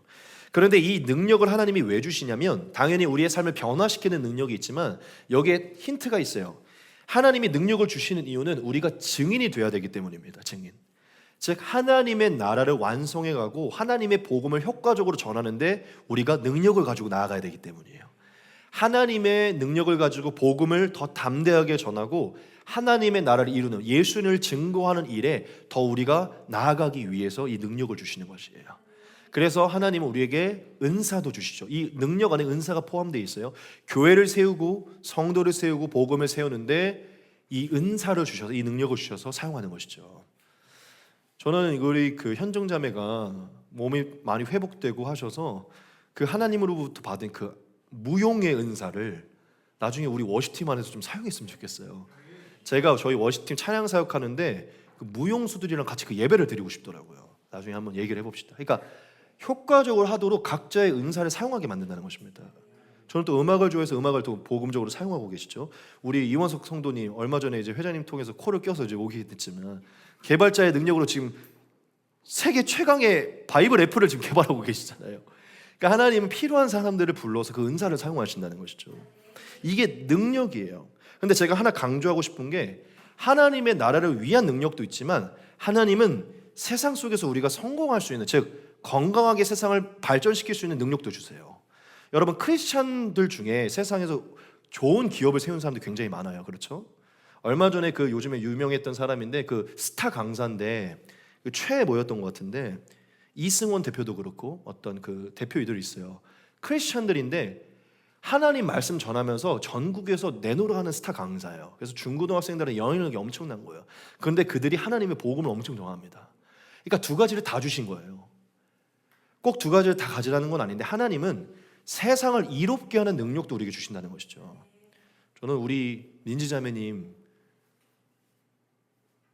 나중에 스타 그 PT 트레이너가 될 거라고 믿습니다. 얼굴도 너무 예쁘시고 그래갖고 좀 좋은 영향력을 끼치는 하나님이 능력을 주신다는 것입니다. 믿으십니까? 여러분, 하나님은 저와 여러분들에게 성령 안에 능력을 주신다는 걸 믿으시고 내 안에 전능한 하나님이 계시지 내가 구할 때 이 은사와 능력을 믿으시기 바랍니다. 이걸 가지고 있다고 믿어야 사용하는 거예요. 여러분, 지금 여러분 엄청난 달란트를 갖고 계세요. 좀 사용하십시오. 맨날 녹슬어 트이지 마시고 맨날 놀러만 다니지 마시고 좀 사용하시라는 것이에요. 일곱 번째입니다. 연약함을 도우신다는 것입니다. 연약함을 도우신다. 여러분, 예수님이 저와 여러분들에게 성령을 말씀하실 때 특별하게 한 단어를 사용한 게 있어요. 한 단어. 그게 뭘까요? 보혜사라는 단어예요. 보혜사. 예수님이 성령을 그냥 성령이라고 하지 않으시고 보혜사다라고 얘기를 했어요. 여러분, 제가 보혜사를 사전적으로 찾아봤는데 보혜사가 무슨 뜻인지 아세요? 너무 신기해요. 보혜사의 뜻이 무엇이냐면 보호하고 은혜를 베푸는 스승이라는 뜻이에요. 보호하고 은혜를 베푸는 스승인 거예요. 이것을 이제 헬라어로 바꾸면요, 이 보혜사를 헬라어로 바꾸면 파라클레토스라는 단어인데 의미가 뭐냐면 곁에서 도우라고 보냄을 받은 자예요. 곁에서 도우라고 부름을 받은 자입니다. 그러니까 한국어도 헬라어도 다 똑같은 의미가 옆에서 보호하고 돕는 존재라는 거예요. 그래서 사전적으로 보면요, 이 원어적으로 변호자, 조력자라고 나와 있어요. 변호자, 조력자. 영어로는 helper, comforter, counselor 이렇게 나와 있어요. 다 무슨 의미죠? 우리를 돕고 상담해주고 우리를 빌드업 시켜주는 존재라는 것이에요. 위로를 주는 존재. 제가 이 원어를 영어랑 다 준비하면서 말씀을 준비하면서 얼마나 위로를 받았는지, 이 보혜사라는 단어가 다시 인식이 되면서 얼마나 감사했던지, 와, 하나님 진리를 깨닫게 하고 능력을 주실 뿐만 아니라 나를 위로하기 위해 계시는구나, 카운셀러로 계시는구나. 너무 행복한 거예요. 영원히 떠나지 않는 전능, 모든 걸 상담해 줄 수 있는, 모든 걸 답을 내려주시고 모든 걸 주실 수 있는 그 하나님이 내 안에서 나를 돕기 위해 있다는 걸 깨닫고요, 와, 이 단어를 예수님이 사용하셨구나. 너를 돕기 위해 성령을 보낼 거야 라고 예수님이 하신 거예요. 이걸 다시 인식을 한 거예요. 얼마나 감사하든지. 여러분, 왜 예수님이 우리에게 보혜사를 보냈을까요? 이유는 딱 하나입니다. 예수님이 우리가 연약함을 알고 있기 때문이에요. 도움이 필요한 존재임을 알기 때문이죠. 도움이 필요 없이 우리가 알아서 잘하면요, 필요 없어요. 그런데 예수님은 우리가 세상에서 의심하고 넘어지고 부서지고 울고 슬퍼하고 고난당할 걸 아시기 때문에 끝까지 우리를 보호하고 도울 보혜사를 미리 보내신 것입니다. 그래서 그 보혜사는요, 우리가 늘 죄에 연약하지만 끝까지 죄를 이기도록 도우시고, 끝까지 우리가 믿음을 유지하도록 도우시고, 분별하도록 도우시고, 맨날 우리가 정죄에 시달려 있지만 정죄에서 벗어나도록 도우시고, 말씀이 생각나고 깨달도록 도우시고, 우리가 힘들 때 놀라운 성령의 역사로 뭘 만나게 하고 뭘 먹게 하고 놀라운 일들을 감당하게 하셔서 일하시게 하시고, 상황을 인도하시고, 연약함 속에 또한 우리가 말씀을 보고 기도를 유지할 수 있도록 도우시고, 계속 도우신다는 거예요. 바울이 저와 여러분들에게 성령이 하시는 역사 하나를 이렇게 기록했는데 같이 보겠습니다.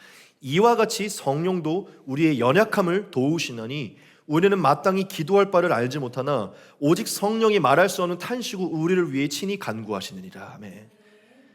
성령이 우리의 연약함을 알고 도우신다는 거예요. 여러분, 신앙생활 오래 하다 보면 기도할 게 안 나올 때가 많아요. 얼마 전에 소용자매님이 이 얘기를 했었어요. 옛날에는 기도를 순서적으로 했는데 요즘에는 뭘 기도해야 될지도 모르겠고 그런 상태라고. 여러분, 우리가 살다 보면 막 뜨거울 때가 있지만 막 무너져갖고 기도가 아예 안 나올 때가 있어요. 막 저도 막 누구랑 싸우고 나면 기도가 안 나와요. 그러면 그냥 하나님 앞에 무슨 애기가 막 말도 못하는 애기 엉엉 울듯이 그냥 울어요. 그냥 막 힘들면 이게 방언인지 무슨 말인지도 모르면서 그냥 무슨 말인지 모르는 말로 막 그냥 막 소리 짓고 내뱉으면서 울어요. 근데 제가 거기서 뭘 느끼냐면 위로를 느낍니다. 막 한번 그렇게 울고 나면 무슨 말인지도 모르겠지만 막 탄식하면서 울고 나면요, 시원해져요, 마음이. 근데 제가 이 말씀을 보면서 뭘 느꼈냐면, 와, 그때마다 성령님이 안 계신 것 같지만, 성령님이 안 계셔서 기도가 안 나오는 것 같았지만 그 순간에도 성령님이 기도하게 하신 거다. 성령님은요, 저와 여러분들을 계속 돕고 계신다는 거예요. 여러분, 얼마나 섬세하고 아름다운 성령님입니까? 이래서 성령이 다인 거예요. 이 신약시대에 성령이 없어서는 안 된다는 것이죠. 제가 정말 중요한 얘기 하나를 할게요. 여러분, 성령님이 저와 여러분들을 도우시기 위해 보냄받았다고 했잖아요. 도우시기 위해. 그런데 제가 이 도우심을 사실은 이렇게 인식하게도 그게 맞다고 생각했어요. 우리가 한 80을 하고 성령님이 한 20을 돕는 게 아니라, 여기서 돕는다는 의미는 사실 그냥 앞에서 멱살 긁고 끌고 가는 거예요. 요즘에 게임을 보면 게임에서, 스포츠도 마찬가지예요. 한 사람이 그 캐리한다고 하거든요. 한 사람이 모든 경기를 다 이끌어 간다. 왜냐면 이 한 사람이 너무 잘해서. 다른 사람들은 다 그냥 다 삽질만 했는데 한 사람이 끌고 가면요, 이 사람에게 이 사람이 멱살 캐리를 했다고 얘기를 해요. 모든 팀원들을 다 멱살 잡고 끌고 갔다는 거예요. 그래서 승리를 거뒀다. 제가 보니까 하나님이 우리에게 하시는 이 멱살 잡고 끌고 가는 거예요. 죄 못 끊은 애는 분별하지 못하고 맨날 기도하지 않는 우리를 어떻게든 끌고 가고 있는 거예요. 그래서 제가 무슨 마음이 들었냐면, 와, 우리가 마지막 날 하나님 앞에 서게 돼서 만약에 성령님과 1대1로 서게 된다면 성령님은 피투성이인 상태겠다라는 느낌을 받았어요. 피투성이다. 우리가 피투성이가 아니라 성령님이 피투성이인 거예요. 제가 예전에 우리 어머니 얘기를 한 적이 있는데, 저희 어머니가 하도 가정이 어려워서 정말 자기 옷 한 벌 안 사시면서 수년, 한 10년 이상을 그 맞벌이를 하면서 지냈던 적이 있어요. 저희 어머니가 굉장히, 제가 어릴 때는 되게 여성스럽고 아름다운 소녀 여인이셨는데, 어느 날 제가 엄마를 이렇게 보는데 머리도 휘시고 주름도 지시고 옷도 너무 남루하고 자기를 안 꾸미셔서 너무 어머니가 그냥 세상에서 우리를 키우려고 억세진 아줌마가 돼 있는 거예요.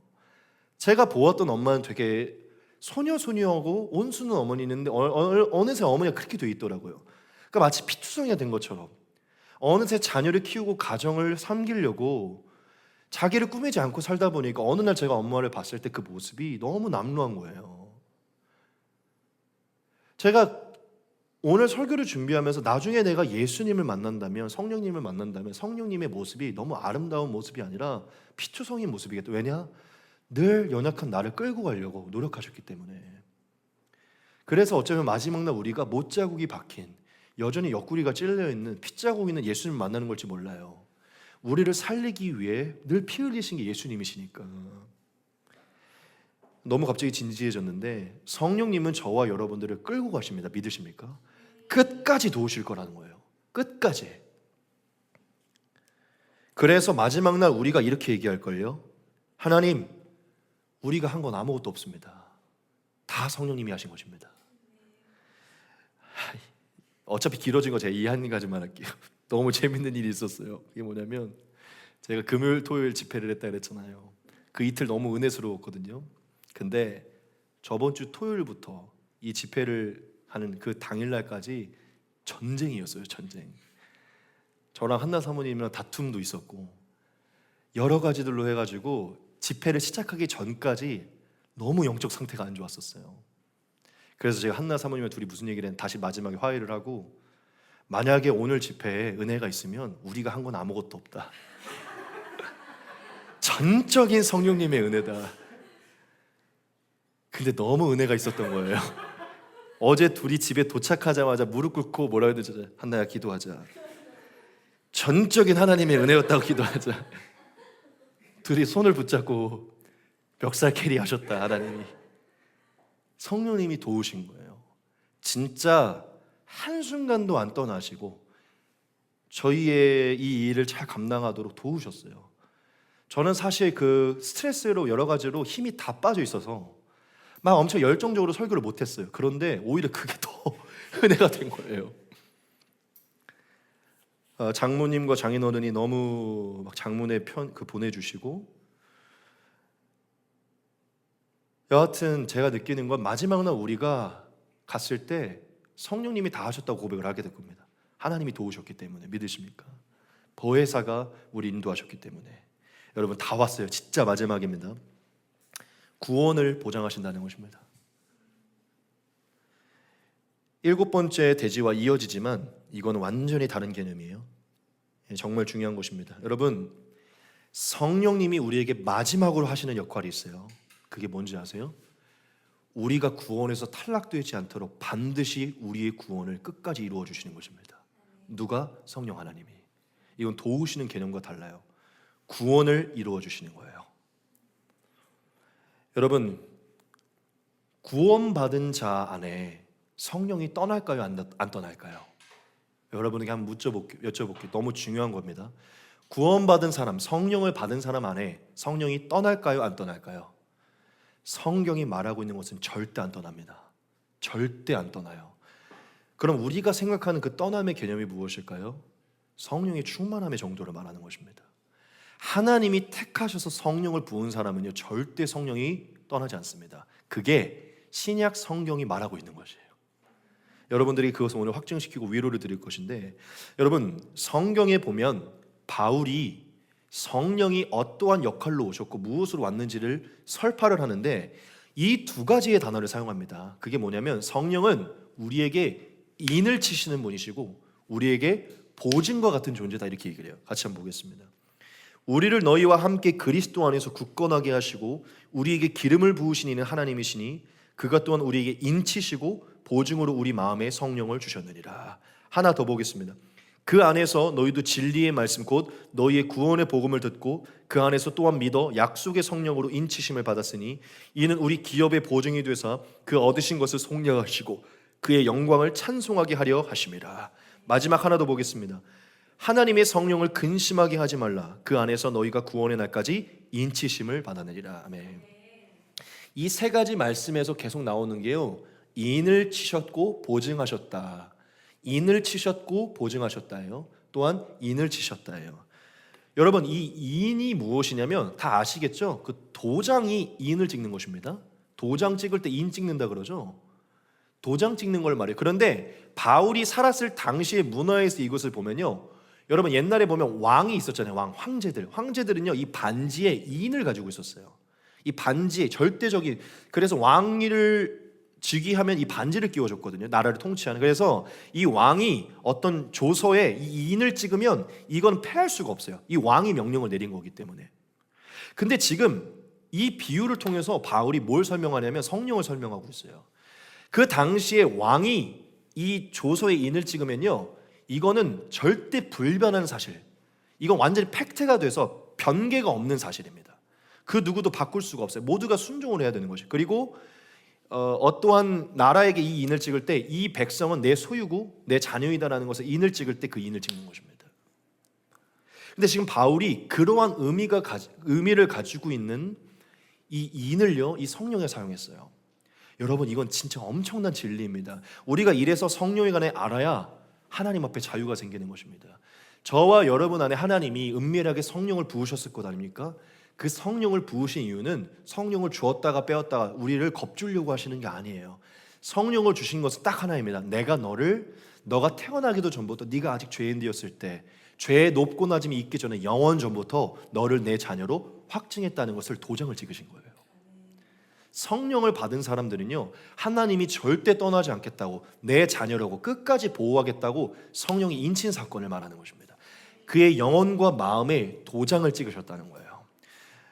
여러분 옛날에 그거 뭐죠? 추노 영화 보면요, 그 무슨 그 쇠로 이렇게 살에 이렇게 찡찡하잖아요, 이마에. 그렇죠? 여러분 하나님이 우리의 심령에 인을 찍으셨다는 거예요. 문신과 같은, 절대 변화되지 않는, 누구에게? 예수를 믿어 죄사함을 받은 하나님의 예정된 자들에게.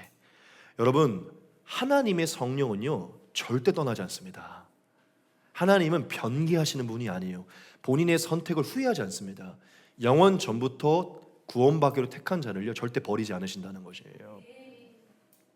하나님 인간과 달라요. 정했다가 포기하지 않아요.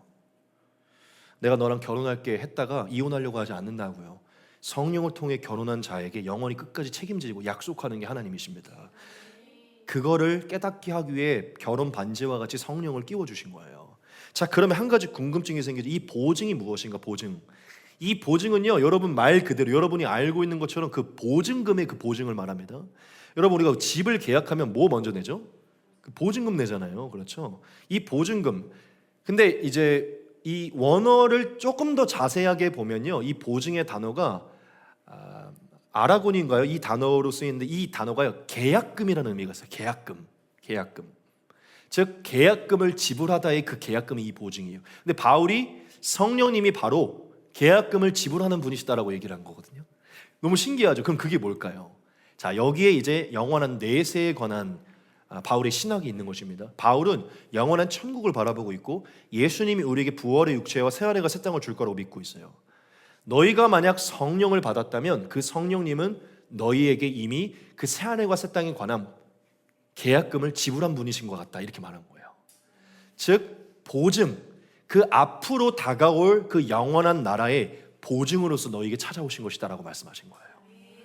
그래서 지금 이미 성령과 함께 사는 자는 이미 보증금, 계약금이 지불된 자이고 그 집이 철회되지 않는다는 거예요. 이 계약, 하나님이 우리에게 주시려고 했던 이 구원의 약속, 이 언약이 파기되지 않는다는 것입니다. 언약에 대한 계약금이 이미 지불됐다는 거예요. 예수님의 보혈로, 성령의 은혜로. 믿으십니까? 여러분, 제가 좀 너무 극단적이지만 여러분들이 어떠한 죄를 범하든지 여러분들이 하나님 앞에 진짜 온전하게 서 있다면 하나님 절대 여러분을 떠나지 않습니다. 믿으십니까? 절대 여러분들을 버리지 않으세요. 여러분들이 지금 느끼는 것은 성령의 충만함의 정도를 느끼는 것입니다. 하나님의 성령은 여러분에서 떠난 적이 없어요. 늘 여러분에게 말씀하고 계시고 조력자로 계시고 변호하고 계세요. 하나님은 너는 내 자녀다, 너를 절대 떠나지 않는다고 인을 치시고 보증금을 주신 것입니다. 여러분, 이 말씀이 왜 그토록 이 마지막 대지가 왜 그토록 중요할까요? 이 마지막 성령은 인과 보증이라는 걸 깨달을 때야만이 상황과 환경에 휘둘리지 않고 감정에 휘둘리지 않고 구원의 확신을 유지하는 것입니다. 여러분, 우리의 죄의 높낮이와 우리의 삶의 환경의 높낮이를 통해 구원이 바뀐다면요, 우리 이 중에서 구원받을 수 있는 사람 아무도 없어요. 그렇죠? 여기서 지금 구원받을 수 있는 가능성 있는 사람 아무도 없다고요. 우리가 구원받는 이유는요, 성령께서 우리를 인치셨기 때문입니다. 끝까지 책임지기로 후회하지 않고 변개하지 않기로 계약서에 작성하셨기 때문이에요. 여러분, 제발 하나님이 나를 떠날까 두려워하고 의심하지 마십시오. 성령 하나님의 그 교제 가운데서 두려워하고 떨려하며 하나님의 기쁨이 되려고 노력하는 것, 그 두렵고 떨림은 기쁜 것이지만 하나님이 떠날 것에 대한 두려움으로 여러분 사로잡히지 마십시오. 여러분, 하나님 떠난다는 두려움에 사로잡히면요, 하나님 믿고 싶지 않아요. 짐처럼 여겨집니다. 하나님 그러한 하나님이 아니십니다. 성령 하나님은 앞뒤가 다른 분이 아니에요. 하셨다면 끝까지 가시는 분이십니다. 여러분, 이제 다 왔습니다. 끝났습니다. 오늘 제가 여러분들에게 8가지 말씀드렸어요. 사실 하나님의 성령의 역할은 더 무궁무진한데 제가 그거를 합죽한 것입니다. 오늘 제가 여러분들에게 강조한 이 2가지를 잘 기억하십시오. 성령 하나님은 당연히 그분의 능력 안에서 직접적으로 보이듯이 정말 우리에게 체험적으로 성령을 부으실 수 있고 그것은 정말 특별하고 사모해야 될 부분이, 하지만 보편적으로 하나님이 우리 가운데 역사하시는 것은 은밀하고 비밀스러운 진리의 성령의 말씀을 통해 우리 가운데 생명을 불어일으키신다는 거예요. 믿으십니까? 여러분, 너무나 현상에 함몰되지 마시고 진리의 말씀으로, 믿음으로 하나님을 섬기십시오. 그리고 제가 오늘 여러분들에게 말씀드린 이 8가지의 성령의 역할을 흠모하시고 감사하면서 늘 성령 하나님을 기뻐하면서 매일 아침 동행하시는 여러분 되시길 소망합니다. 우리 다음 주에 성령의 충만함에 대해 같이 나누고 마치겠습니다. 우리 아주 짧고 굵게, 너무 늦었기 때문에 기도하고 마치도록 하겠습니다. 기도하겠습니다.